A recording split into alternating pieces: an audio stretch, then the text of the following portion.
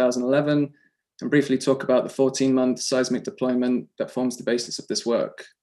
I'll then talk a bit about the methods we've used to detect events and pick seismic phase arrivals, namely transfer learning, and also a method for labeling data known as semantic segmentation. I'll then go through some details on how I trained this model and show some results from a test set of earthquakes from Nabro. I'll then present results from running this transfer learning model through the full 14-month seismic deployment and discuss some observations that we've seen in the seismicity before summing everything up.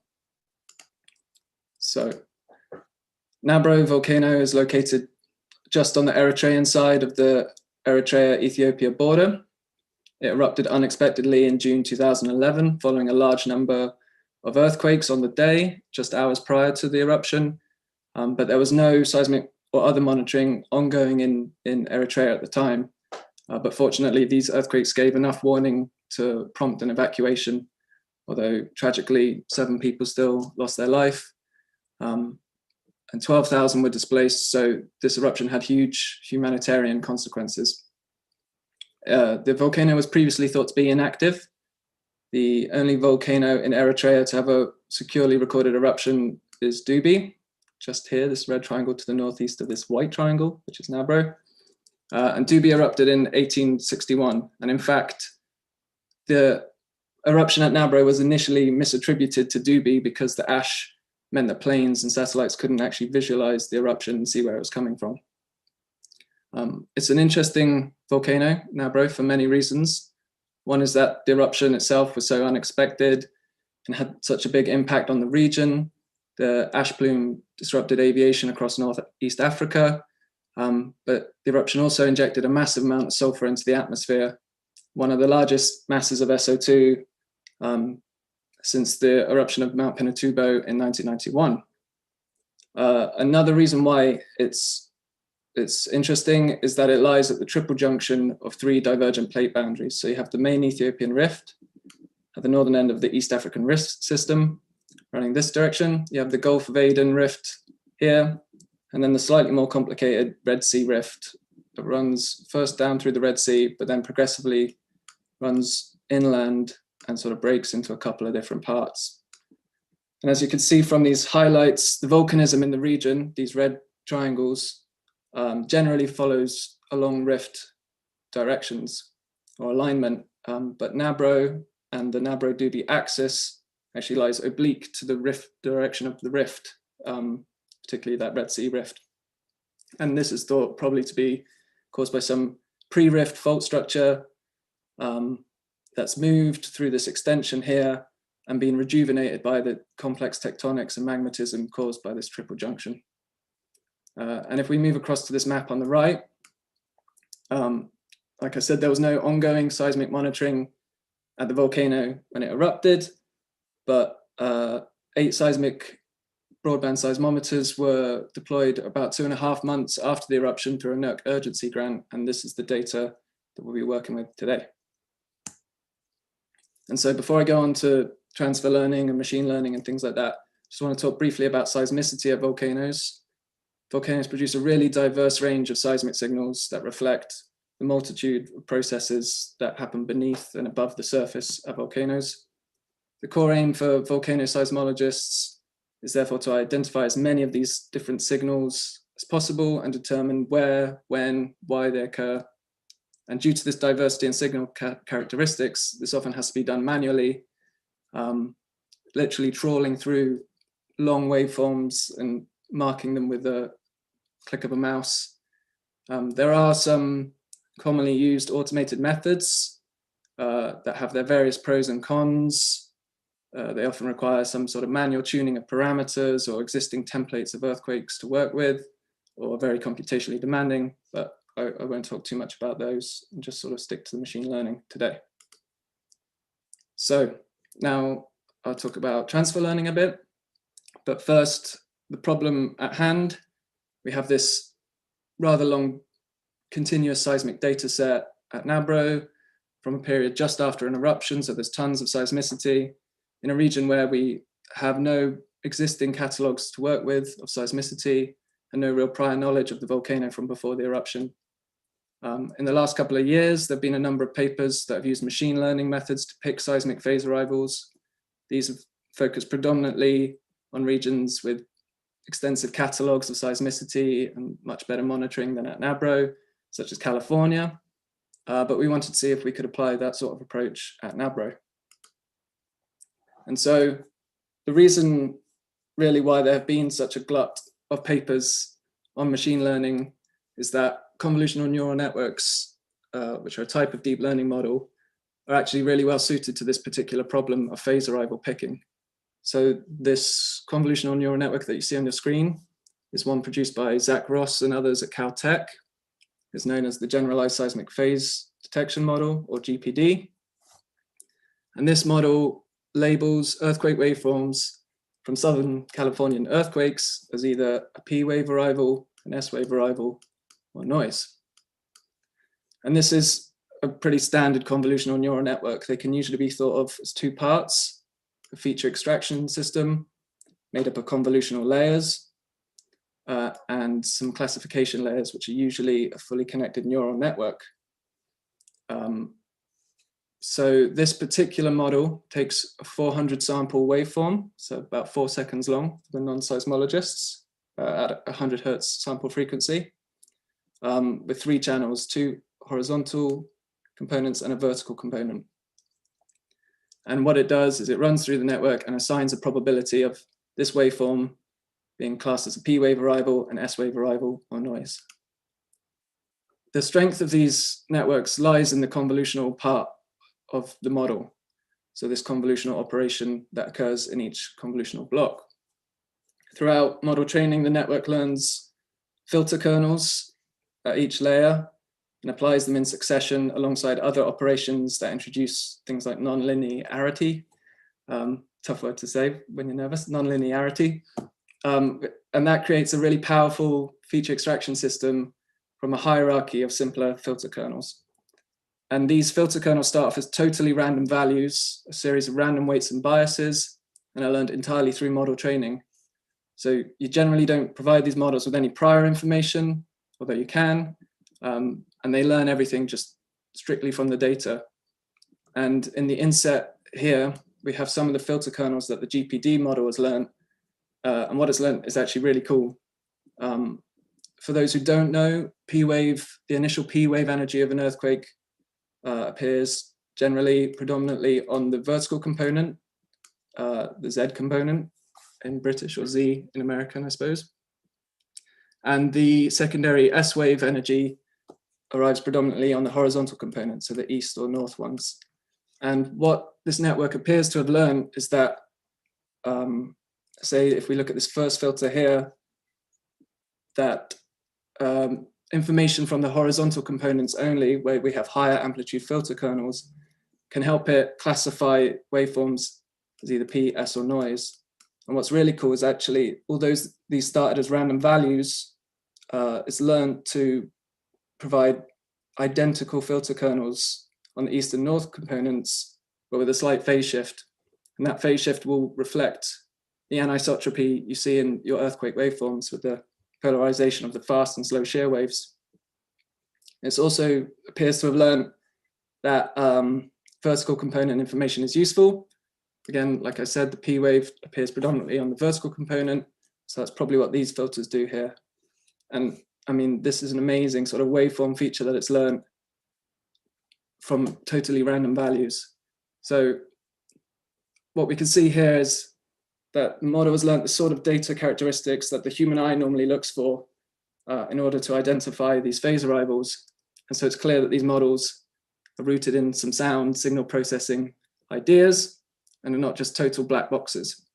But one fundamental hurdle with them is that they have hundreds of thousands to millions of parameters, and so require really large data sets to discover these generalized features across all their training examples, and not just learn really task-specific features that you might get if it only saw a few examples. Given the number of parameters they have, they can easily memorize very precise waveform features, and you want them to learn more general ones that will work on non-training data. So when you don't have millions of seismic waveforms to train a model with, that's where transfer learning can come in. And so transfer learning is based on the idea that this feature extraction system can provide a useful head start for a model for a related task. If the data that you have is limited but has very similar data structure to another extensively trained model, then this sort of technique should work. And what you can do is then just simply retrain or replace the classification part of the model to suit your task. So what we've done is we've copied this feature extraction system from the GPD model, trained on the Californian earthquake waveforms that it's been originally trained on, and added a few convolutional layers. So it looks like I've added a lot there, but really it's just a handful of convolutional layers instead of that fully connected neural network. And the reason for this is that if you remember, the GPD model had just those three output nodes, a prediction for a P wave, prediction for S wave, and prediction for noise. By sticking with this, or changing it to this all convolutional model, we now have a prediction for every data point in your waveform. So you can really precisely label where the P wave is and where the S wave is. Convolutional layers also have far fewer parameters than neural networks because of those fully connected sort of connections. You have often millions of parameters just in that neural network part, whereas with convolutional layers, it's more in the thousands, tens of thousands, sometimes hundreds of thousands. And this approach where we label every data point in a waveform is known as semantic segmentation. As I mentioned, it allows you to precisely label your waveforms. There are fewer parameters, so that means less training data is needed to discover these generalized features. But a real key consideration here is that it runs much faster over long sections of data. If you think of the original models, the original GPD models approach of classification, where it gave you prediction for P wave, S wave, and I've left off noise here, you'd have to run it as a sliding window through continuous data by shifting it one data point, running the model, and then shifting it one more data point in order to sort of recover a prediction throughout your waveform. With semantic segmentation, you immediately produce 400 predictions for 400 data points. And so you can run it at much coarser overlap. And so it runs 400 times quicker, essentially. So now I want to briefly give some details on how we trained this model and show some results from a test data set of waveforms from Nabro. As I mentioned, there hasn't been much previous monitoring at this volcano. And so the data we have for it comes from this 14-month seismic deployment, but just the first couple months in which a previous PhD student has manually picked phase arrivals and events. And so we had about 1,000 events, a little bit more. And after quality checking, we produced a training set of around 800 events, which, given that they have a few stations each, but some of them aren't very good, resulted in about 2,500 waveforms, event waveforms, and we produced a similar set for noise waveforms, 2,500-ish. And then we also produced a validation data set, which is much smaller, and that's a data set that the model doesn't use during training, but you test model performance on this data set throughout training to see if it's improving its performance on non-training data. And the events in this training data set are predominantly VT type events with a sort of clear S and P wave arrival. We trained the model for 300 iterations through the training data. And at each iteration, we randomly decimate part of the data from 100 Hertz sample frequency to 50 Hertz. This is because partway through the deployment, the sample frequency of the instruments will switch from 100 Hertz to 50 Hertz, just to make things a little trickier. And we also time shift the arrivals within that 400 sample input window that it takes. So it has to learn what constitutes a P wave and S wave arrival rather than where it is in that window. And so here we have what are known as loss curves. And these chart model performance throughout training. The labels are a bit small, but on the bottom we have epoch, that's iteration through the training. Down the left side, these two plots, we have our transfer learning model that uses that GPD feature extraction system. And on the right, we have the exact same model, but where we've randomized the weights before model training so that it loses this knowledge it got from the GPD model. And basically, you're training the model from scratch on the right.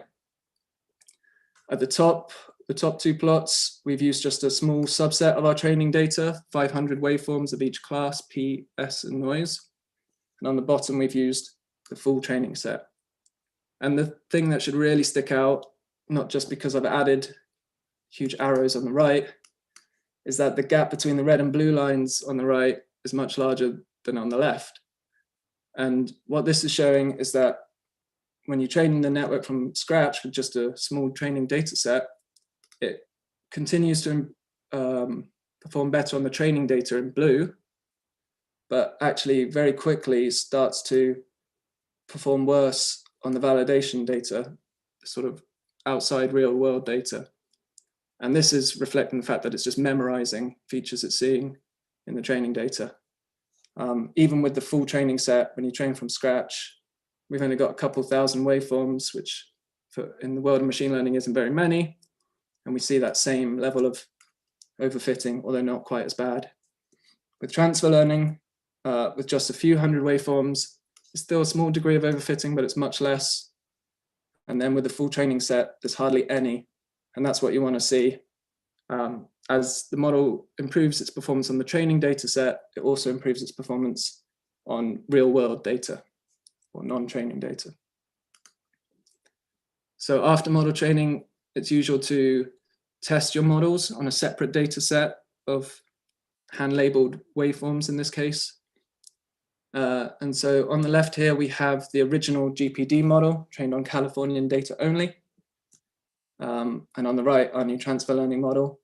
The important numbers in these plots are the ones along the diagonal. These indicate the proportion of predictions the model got right for each class, P, S, and noise. And if we look at the GPD model on the left, I've given two sets of results to illustrate that this particular model is very sensitive to the threshold you set for what is an acceptable phase arrival. And by that, I mean the model outputs a probability of the waveform being a P or S or noise. So you can say, I only want P waves that have a probability of 0.9 and above. And so if we look at just whichever class the model gives as the most likely, so sort of above 0.5, maybe slightly lower, we see that it gets pretty much all of our P waves in this test set, nearly all the S waves, but in our short sections of noise, almost half of them are sort of falsely given as a P wave or S wave arrival. And so it's just overly sensitive to any kind of impulsive features in our noise data. One way to sort of mitigate this high level of false detections is to increase that threshold. And if we set it to be 0.95, we still get a lot of P wave arrivals, but we rapidly start losing S wave arrivals, although the number of false detections is greatly improved. With the transfer learning model and this semantic segmentation approach, this false detection rate is much improved. And here we just use whichever class has the highest prediction value. And we have this sort of good performance across the board for P waves, S waves, and noise. And in particular, the S wave performance is really important because if you have, the more S waves you have, the better your location uncertainty is. If you have both the S and the P wave arrival for a given station, you know how far away the earthquake is. If you've only got the P wave arrivals, then you don't have that information. And you sort of have to, it becomes a much sort of broad amount of uncertainty with just a limited number of stations. While those tables indicate how many phase arrivals the models find, it doesn't tell you about how well the timing of its phase arrival picks is. And so here we have the phase arrival picks with the GPD model and our new transfer learning model versus our human analyst picks, so previous PhD student. And we can see, hopefully, that the GPD model has a much more diffuse spread of phase arrival residuals, and sometimes it's picks in more than a second off what our human analyst has picked the phase arrivals as, whereas the transfer learning model, everything's within a quarter of a second, pretty much. And that's, again, because of that semantic segmentation where we've precisely labeled those phase arrivals in the training data. And so if you zoned out during all that machine learning talk, to quickly summarize, we've seen that transfer learning reduces overfitting with small data sets. Those red and blue lines were much closer together a couple of slides back. The semantic segmentation approach that we've used instead of the original classification neural network that the GPD model uses improves the pick time residuals against our manual picks and reduces the number of false detections in noise. And I haven't really shown any plots to illustrate this, but the data augmentation strategy that we use to decimate the waveforms and time shift them improves all our results, particularly when we run it on 50 Hertz data partway through the deployment. And so now onto the actual, I guess, volcanology side of things. So looking at the seismicity we detect from the full 14-month deployment using this transfer learning model. So the thing with both these models, the original GPD model and the transfer learning model, is that they run on one station at a time and don't associate phases across stations. They don't even associate S waves with P waves at the same station. So you have to find a way to do this. What we've done here is crudely just bin or window the P wave arrivals that the model gives in time, so in a 4-second bin. And then if any of those bins have P waves at more than 4 stations, well, 4 stations or more, we locate that event. And here on the left, we have those initial event locations using just the P wave arrivals grouped in that way. And we use these initial locations and event origin times to predict which S wave arrivals from the model should be included with each event. And then we relocate the events with both P and S wave arrivals.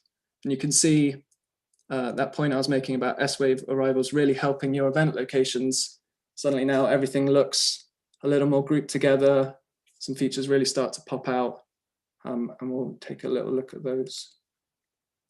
So in total, this transfer learning model picks around 34,000 events over 14 months, which is these gray bars in the histogram here.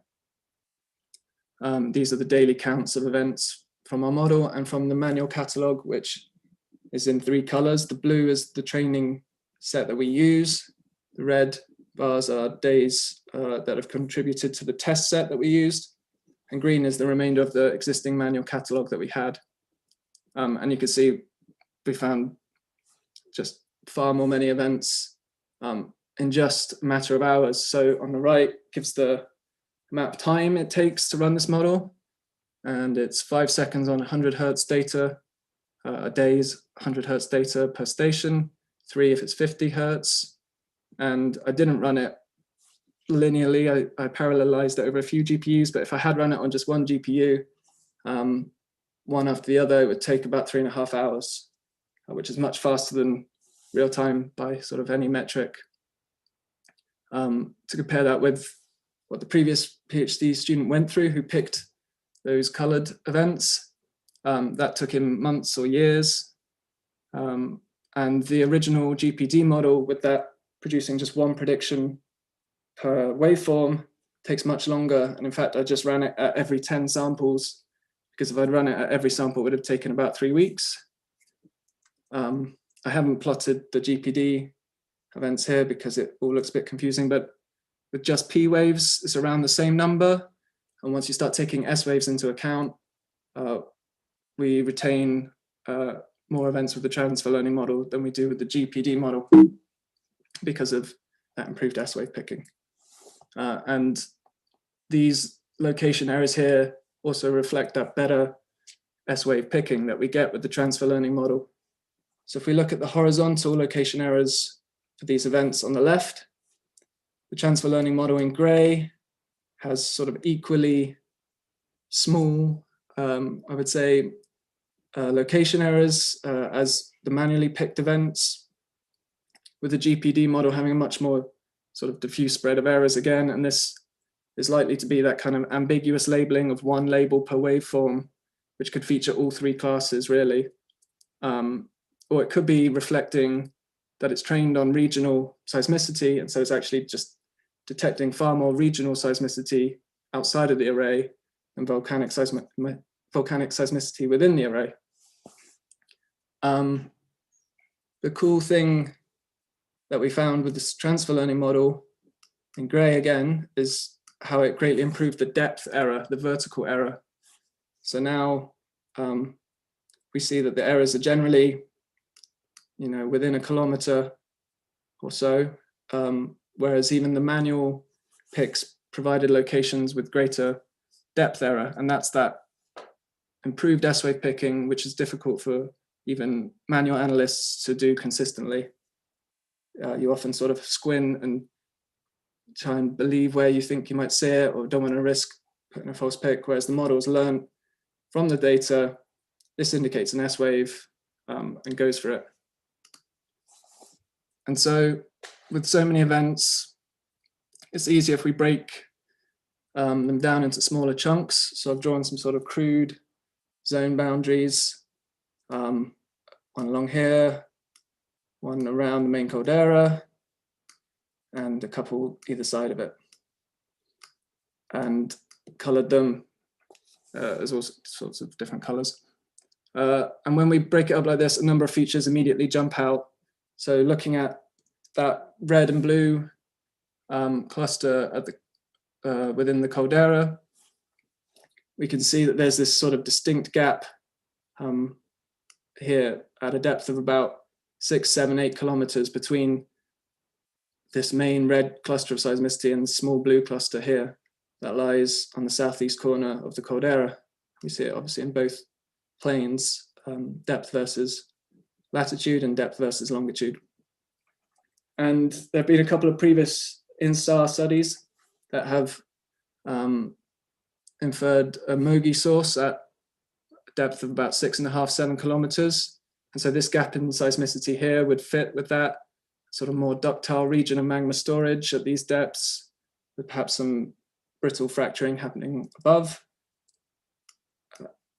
But if we look at each of these zones one by one, here we have everything below that horizontal line. And you can see that all these events in black are pretty much centered at the neighboring volcano on the Ethiopian side of the border called Mahale. And the first thing, at least I noticed with these, is how well grouped they are in space. They occur outside of the seismic array, and generally locations outside the array are pretty terrible. But I guess it's that improved S-wave picking that I've gone on about throughout this talk that's really helped constrain these locations. And the errors are not that big on these locations either. Moving on to that main caldera. It looks like maybe what you would expect beneath a volcano, a big blob of seismicity with a potential conduit to the surface. In terms of that deep blue cluster, it was talked about a little bit in those INSAR studies I mentioned. The number of events they had was in the tens, maybe about 70 events, whereas now we have a few hundred in that cluster that we could analyze. And they associated these deeper events with sort of deep magma flow into this inferred reservoir here. However, we've just started digging through these results really, so it's hard to say much about it at this point. If we plot these event depths with time, so we're just looking at depth now, we can see that the majority of events happen between sort of 3 and 5, 3 and 6 kilometer depths. The velocity model we use is a pretty crude one with a boundary at 3 kilometers and a boundary at 8, and graded in between. So there's going to be some pooling at this 3 kilometer boundary here, and that's what that line is about. But sort of more interestingly, these blue deeper events seem to occur in streaks. They're sort of isolated in time with breaks in between. These two zones are the only ones that show any evidence of an elevated B value. Values at 1.3-ish, although it's a bit complicated. There seem to be multiple processes happening here. And I'm not going to present much on that because I'm running out of time. Moving on to the seismicity east of the volcano. These events in gold pretty much almost all occur in July of 2012, about a year after the eruption, and correspond to this spike we saw in the histogram of daily counts. And the sequence of events actually follows a classic main shock aftershock type pattern, where it was initiated with a magnitude 4.5, and then you get lots of smaller events immediately after that gradually decay with time. And this is a plot of the event magnitudes with time. As you can see, it's all very focused here, and you can't quite see it, but I'll highlight it. But there was a magnitude 4.5 right at the start of the sequence, and then a couple of days of elevated seismicity. With the B value for this region firmly at 1, so a tectonic cause. And then the final zone in magenta, initially, it doesn't look like there's much going on here, but perhaps there's this sort of dipping structure to the east, which is quite linear in this plane, but it could be an artifact of the array geometry in this corner. This station here, NAB6, unfortunately got flooded very early on, and so wasn't used in this study. And so this could be just an artifact of the fact that we can't resolve the seismicity as well heading westwards. Okay, and so to summarize, convolutional neural networks are a great option for processing seismic data.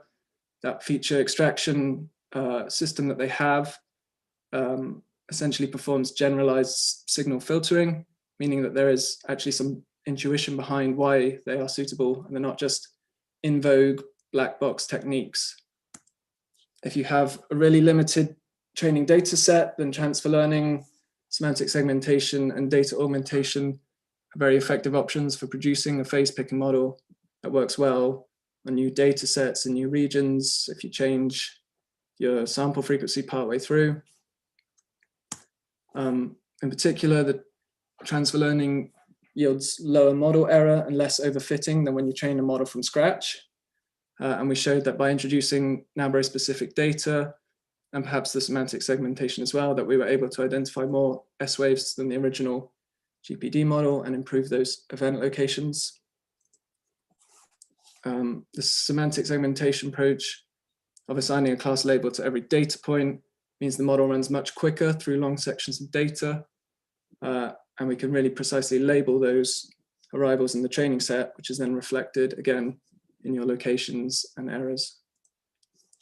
And lastly, the existing seismic catalog we had for this deployment was running in the hundreds to low thousands of events. A couple of previous papers have used these catalogs, but now we've greatly increased the size of this catalog to 34,000 events with much better, depth constraint. And so I think it's worth mentioning that this work was all done using a very popular machine learning framework, Keras, all done in Python. It hasn't been optimized with any fancy code or anything, only involved a small amount of phase arrival picking, really, if you can get a student to run through some data and pick a few hundred events. And so it's a really quick and easy method to get up and running at new deployments or wherever, really. And so, yeah, thanks for watching. Thank you, Sacha. That was great. Uh, there is opportunity for some discussion and questions here. So if you want to use the chat function or raise the hand function, we can get going on questions. Sacha, I guess I can get going while people are formulating their thoughts here. Yep. And I think it's pretty impressive that this can be trained on pretty small data sets. I wonder if you could comment on the transferability to other volcanic edifices. Does the initial training set have to be specifically like Nabro in this case, or could you use other volcanoes to train ahead of time? Yeah, I think given that we've trained this new transfer learning model on Nabro data, it's likely learned some pretty task-specific features from Nabro in order to improve its performance over the original model. But there are ways that you could sort of exploit the work that's gone into picking a data set at one volcano through other sort of transfer learning techniques, things like making your input data representations more similar, or training another network to not be able to tell the difference between the two data sets. It extracts only features that are common to them, or include a part of that network where you sort of reverse the loss function that tells you this data is from this volcano and this is from this one, and actually, again, only learns to extract features that are common to both. And so there are ways to sort of not repeat the work for every volcano then that you want to do this at. But probably if we were to run this exact model as it is at another volcano, the events, I think also just the general background noise of these instruments, they're quite specific. And so it probably wouldn't work as well as you'd want. You'd want some task-specific data in there as well. Well, it's impressive how well it does with relatively little data. I mean, just reading through the GPD work, I mean, it has such an extensive training set compared to this. So. Yeah. Other questions? Well, I guess if others aren't popping up, I have one more, and that is, so that the training set was primary VT, and probably all the events are primary VT here. Mm-hmm. Can you comment on the approach in picking things that are sort of not in the training set? Like, if we had some other seismicity, how well would this do?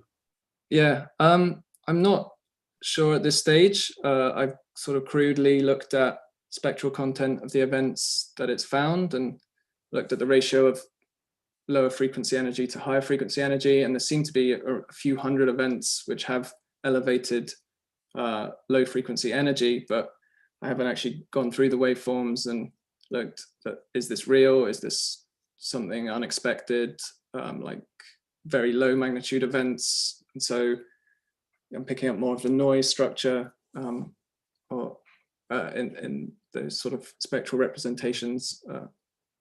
So it's hard to say. I think I would expect what it finds to be a reflection of what it was trained on. So I'm not massively hopeful that there's going to be weird and wonderful signals in there, but it's possible. Sure. Other questions out there?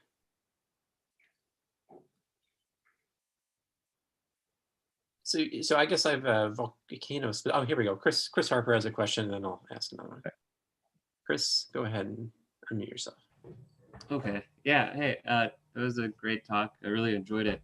Kind of in similar vein to what Joe's already been asking, but it seems like when you're applying this transfer learning, you're like changing the domain this thing is running over. And so I was wondering if there's any idea, like, how important the quality, like, is there a minimal, like how little you need to really kind of bootstrap this up and going, and also how sensitive it is, like if it's kind of bad TL to start with, can it end up diverging from what you would expect? I guess just kind of the robustness of what you need in that new domain you're introducing. Sure. Yeah, we looked a bit at subsets of the training set, how much data you would need to sort of get going, and we found a very sort of quickly diminishing return on the training set size. Our largest training set was 2,500 waveforms, and at about 1,500, performance barely improved beyond when we increased the number of events. So you really don't need that many.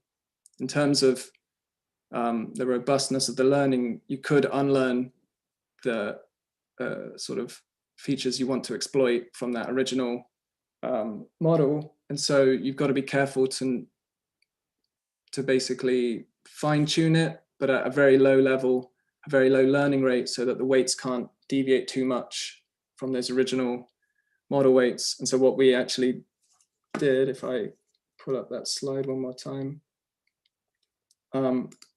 is we fine-tuned the feature extraction system from the GPD model with a much lower learning rate. These things sort of, you typically see 0.01 or 0.001, which is what we've trained the new layers with, because they're being trained from scratch, but we've gone a couple of orders of magnitude lower with the feature extraction system, so as not to unlearn the useful information, but still fine tune it a bit to adjust any really, I guess, data specific features and improve cohesion really. So yeah, there's a number of things you need to consider when you're doing it to make sure it's robust, it doesn't unlearn things, that the learning algorithm moves towards a really good set of parameters. But the amount of data actually you don't seem to need all that much to get this thing up and running. Thanks. And then just quick follow-up question. I was curious if if your data set was large enough, would the regular approach without the transfer learning approach or exceed what you're doing with the transfer learning, right? Is that just kind of like speeding you up? Is that why it's good for small data sets? If you had enough though, does this transfer learning actually kind of impose some sort of limit that you can't get through that you might be able to with the general approach, if that makes sense? Yeah, I think it probably does. I think there could be features in the data that if you had enough examples that you would want to learn, but you'd be restricting the model from learning through this transfer learning approach. But yeah, like you said, it's really useful when you don't have that much data, and this thing trains in minutes. Often there's a huge upfront cost to these models, and I think that original GPD model took days to train. This I could train on my desktop computer and run it even on my desktop computer. It processes a day's worth of data in 30 seconds on my desktop. So it's really useful for small sets for sure. Thanks again. We have a question from Leighton Watson. Hey, that was a really great talk. I was wondering about your location errors. So you had these plots showing the location errors of the GPD, of raw method, and of the manual picks. Yeah. And I was wondering, I may have missed this about how you actually figured out what the location error was, because in this case you don't have a true location of the event. So we located the events in nonlinear lock, and you get sort of scatter, because it's a probabilistic location method. You get a scatter of Monte Carlo samples of the posterior distribution for the event locations, and then to match other methods such as hypo-inverse and things, it also produces a Gaussian error to one standard deviation. And that's what I've shown here, is it's Gaussian error in each direction because the original manually picked events were located with the same velocity model, but using Gaussian error. Okay, cool, thanks.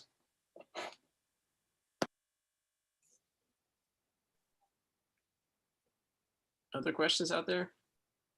I kind of wanted more from the volcanological side of things, Sacha.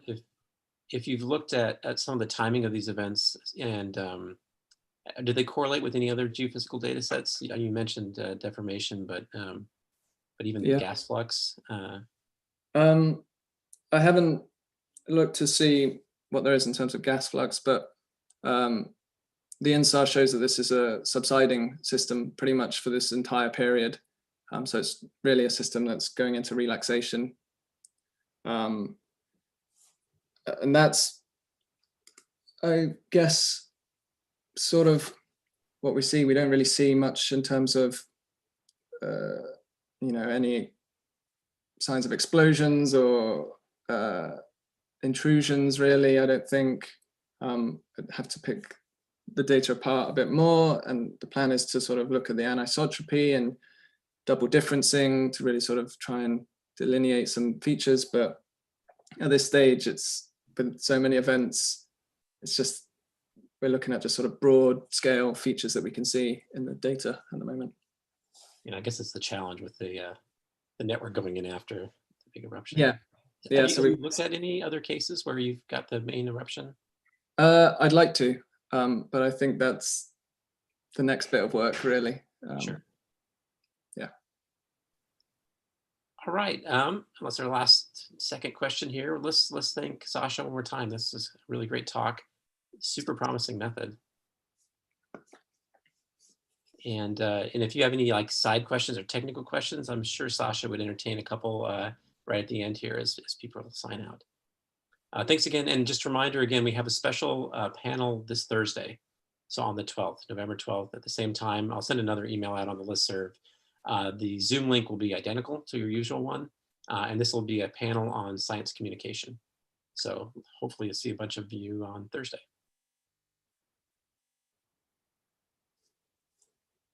It's so impressive, Sacha, how, to get this going with such a small data set. I mean, after reading, how much data you have in Southern California, you wonder, how is this ever going to work on a volcano? And then you show how it works. Yeah. Well, it's that thing of just exploiting the knowledge that someone else they've gone to the work of putting that all together over decades, really, in California. And there's not such a difference between the types of signals that you see that you can't use some of that knowledge. Any folks have some last questions for Sacha? Maybe even technical questions, I'm sure.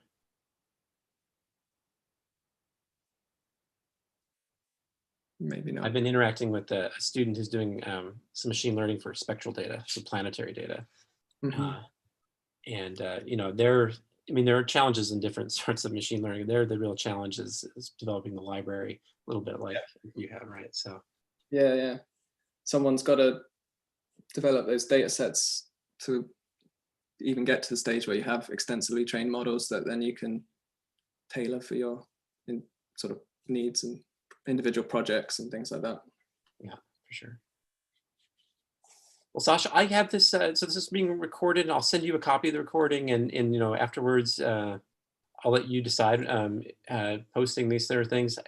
If you're okay with it, I would encourage you to do it, just because I think a lot of people some people can't attend during this time period, that kind of thing. But I'll email you separately about that, and whatever you decide is fine, of course. All right. And, no, that's fantastic. I look forward. So is this you're writing this up currently? Yeah, that's right. It's with the co-authors at the moment, and then it'll be in review, and so it'll be a little while. But certainly the data that's going to go along with it, and the Python notebooks and things will be online soon. So I'll pass you that information in case people want to check that out as well. Yeah, that'd be awesome. Yeah, that'd be super awesome. Well, thanks again, and take care and stay safe. Yeah, thanks very much. All right, cheers.